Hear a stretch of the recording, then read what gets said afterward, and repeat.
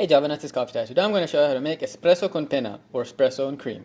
All you need is a good dark roast or espresso roast coffee, pulled into 2 shots, some good water, and of course some whipped cream. It's also a good idea to have a teaspoon and a demi-tasse cup available. Of course, it does not have to be this brand, but the best flavor are the ones without any hydrogenated oils. So make sure you get that. If you can't find this brand or another brand without hydrogenated oils, you could make your own. To make your own whipping cream, all you need is 1/4 cup heavy whipping cream and 1 teaspoon sugar, a bowl, and a whisk. Put the 1 teaspoon of sugar in your bowl, add your 1/4 cup of heavy whipping cream, and whip.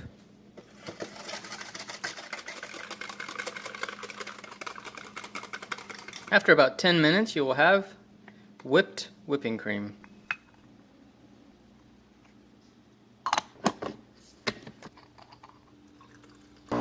So this is why it's a good idea to have the demi-tasse cup available, because the 2 shots filled almost to the rim.